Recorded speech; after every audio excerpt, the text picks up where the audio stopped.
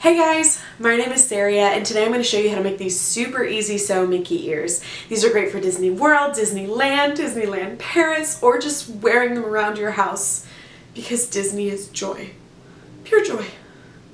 Anyway, these are really easy to make. You can sew these by hand or with a sewing machine, whichever one you're more comfortable with. I'm also going to show you how to make the bow, and below I have linked the template that I like to use because it gives you the perfect size ear every single time. I have both an adult size version as well as a kid size version that I made myself, which you can see right here.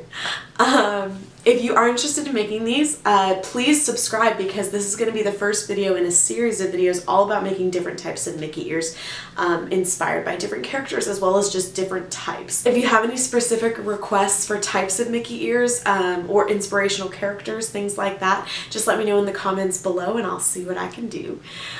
Also, be sure to follow us on social media at DreamItDIY, and without further ado, let's get into the video. For this project, you're going to need to choose a fabric for your ears. I chose this stained glass Beauty and the Beast fabric from JoAnns. You'll also need a fabric for your bow. I chose this sparkly red fabric. You'll also want to choose a trim that matches your fabrics. You'll need an inch-wide headband, the ear templates, which you can find below, a marker that you'll be able to see on the fabric, fabric scissors, non-fabric scissors, hot glue sticks, a hot glue gun, craft foam, stuffing, hand needles, and of course thread if you're choosing to hand sew, pins, and a sewing machine. This first part is optional, but if you would like to cover the headband in fabric instead of leaving it plain, I'm going to show you how to do that first. To cover the headband in fabric, start with a small strip of fabric. Then you're going to roll your headband on the fabric to measure the length that you're going to need. This is just to help you figure out how long the fabric needs to be. I would cut it a little bit longer than you measured just to be safe. Now you're going to take the headband and apply some hot glue and press it down on the fabric. Take your hot glue gun again and keep applying hot glue and slowly move up in sections, pressing the fabric down. Really smooth it out so that you don't get any weird bumps from the hot glue underneath. And continue going until you've covered the whole headband. Also be really careful not to burn yourself because hot glue is hot. Then you're going to apply a little bit on the bottom of the headband and fold over your excess, and then start doing the same thing on the inside. Again, don't use too much hot glue, just enough to get it really adhered to the headband. I went ahead and trimmed the other side because I could tell it was going to be way too much fabric, but I still left a little bit of excess. Then I went in, added more hot glue to the inside, and folded in the next side.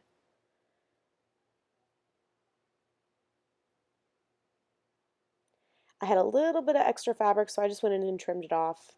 And then any loose threads or anything I also trimmed. If you have any pieces popping up or creating little bubbles, literally just go in and put a dot of hot glue and it'll fix it right up. So this is what it looks like with the fabric. I decided to go in with a little bit of ribbon just to make it look a little more finished and nice. I'm just measuring how much ribbon I need right here, so just put it on one end and then roll your headband to see how much you need, and of course cut off a little bit of excess. It's always easier to trim it than to try to add more later. And just start putting a line of hot glue on the inside of the headband in the center and press down that ribbon. This also helps it not slide off your head as much, I noticed. And that's the finished fabric headband. Moving on to the ears, you're going to want to use the template that says ear cutting line first for your fabric. I chose to turn my fabric backwards, so one, you couldn't see the mark, and so two, I could actually see the line. This fabric was very patterned and it made it kind of hard. Next, you're going to go on to cutting out the ear. Be really careful, stay as close to the line as you possibly can because you do want these to all come out the same size.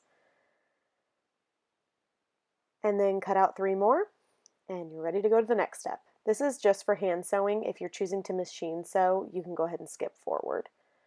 So first, I like to do a strengthened hand sewing technique, which is where you take the 2 ends of the string and tie them together so you have essentially 2 threads sewing at the same time. Next, you're going to place your ears down on the table right sides together, meaning you want to see the back of the fabric. Place your ear sewing line template on top and trace it. This is literally going to be your guideline for hand stitching the ear together. I'm not going to lie to y'all, I'm much more comfortable using a sewing machine than I am hand sewing. But if you don't have a sewing machine, or if you are more comfortable hand sewing, hey, you do you.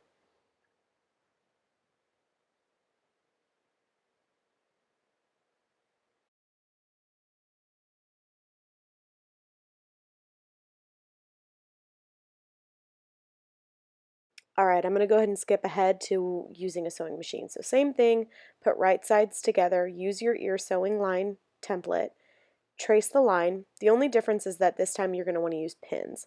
So use about 3 pins just to make sure your fabric stays together while you're sewing on the machine. Go over to your machine, lower the foot down, and start following that line. Obviously be really careful because you're using such a tiny piece of fabric and you don't want your fingers to get too close to that needle. When you get to the end, make sure that you back stitch to reinforce that seam, and you're all done.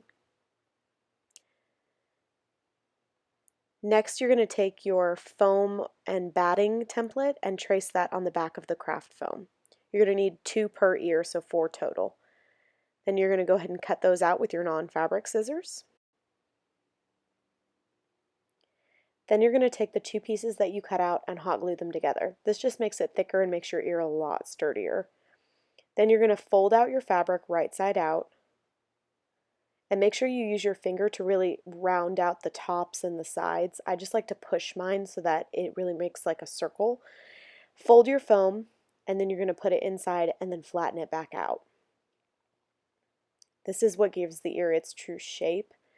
After you've got the foam in there, you're going to go ahead and grab your stuffing. And what you're going to want to do is pull the stuffing apart. This keeps it from clumping inside the ear and getting like random really giant spots and really flat spots. And stuff the ear to how full you want it. If you want your ear a little bit flatter, I wouldn't use very much or any at all. But if you want your ear super fluffy, fluff it up. The good thing is the seam is really strong because I stuffed mine a lot and it held really well. See, nice and full. And do the second one. Now you're going to go ahead and move on to headband placement. So you want to make sure you have a nice gap in between. They're not too close, they're not too far away. I like to go for around 2.5 inches. I find that the most flattering when I wear them. Now you're going to take your hot glue gun and close up the seams on the ears. I like to bend the foam a little bit just to make sure it is laying flat and not concaving. Then you're going to take your ear, make sure you've got all the stuffing inside the ear, do a line of hot glue and just gently press down that fabric. Be really careful not to burn yourself on this part. Then you're going to do another line of hot glue and close up the other side.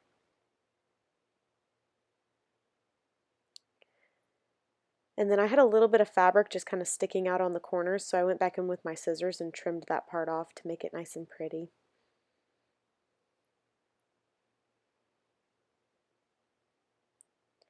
Okay, so I went ahead and glued on the first ear, and I'm going to show you how I did it on the second ear. So when you've got them placed, take a marker or a pen and just make a little dot on the end of the ear. Then you're going to take hot glue and apply it to the ear itself.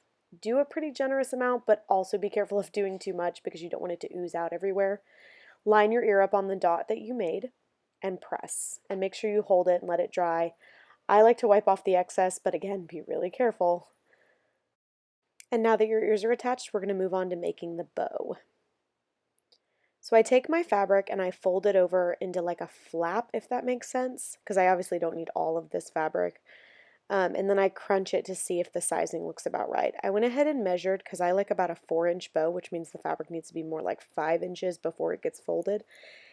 And at 5 inches, I just go ahead and cut a straight line down. I'm going to warn you, this sequin fabric, ooh, it's messy. Sequins everywhere, my goodness. It's also really hard to cut, and I prefer to use my non-fabric scissors on it because if I'm going to ruin scissors, I don't want it to be my fabric scissors. Go ahead and apply 2 drops of hot glue in the corners and press down those corners. Now that those corners are attached, go in and close up all the sides. So you're going to do the top and then the 2 sides as well, and just gently press down. Don't use a whole lot of hot glue on this, just the bare minimum because you don't want it oozing out everywhere. When you do press down, I would just lightly tap on it just so that it's not getting stuck to your table and things like that. And now you're going to pinch in the middle to create the actual bow shape. and kind of fan out the sides, see if you like how it looks before you move on. You can always go and trim it up if you want it to be shorter or thinner or anything like that. If you do like how it looks, apply a little bit of hot glue in the middle and then press and hold it down. And then you're going to turn your bow over on the back and do the exact same thing. Just a little bit of glue in the center on those folds to keep it nice and secure. And then pinch and let it dry. And now you have your bow. So now you're going to take a thinner piece of that same fabric and you're going to wrap it around the bow. So put a little dot of hot glue, take your strip of fabric, press it down on the hot glue, and then you're going to wrap it around. I wrap mine around at least 2 times just to make sure that it is secure. It really helps that bow stay nice. And then you're going to take your scissors and cut off the excess. You want to make sure that both parts of this that you glued down are on the same part, which would be the bottom of the bow, if that makes sense, because you don't want to see that when you look at the top of the headband. This is going to hide it a lot better. And now your bow is pretty much done.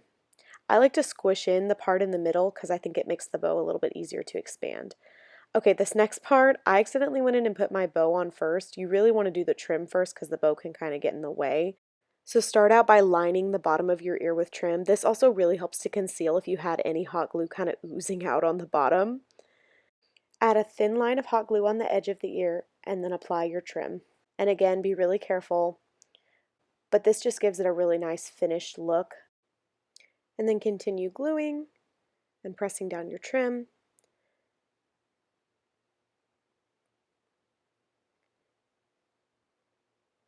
Cut off any excess and then finish off that ear.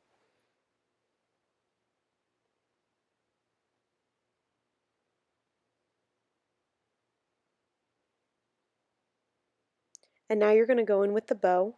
I like to start in the middle, so apply a pretty generous amount of glue, make sure it's not oozing, press it down really hard to the center, and then start fanning out your bow.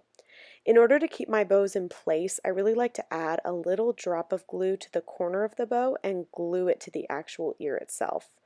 This just helps them not to move around, and it also helps the fabric not fray and get kind of messy as I wear them. And I do the same to the other side.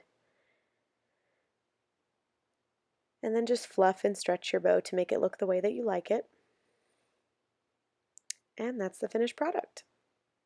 If you want to add a little fun element, I found these little Beauty and the Beast buttons at Hobby Lobby, and you could always glue it to the center of your bow. I did another pair that was thinner with a little Cogsworth button, a different type of trim, and a fabric covered headband, as well as a child-size version for my daughter with a bell button. That's the final product, and I hope you guys tune in again on Tuesday for my next video. See you next time!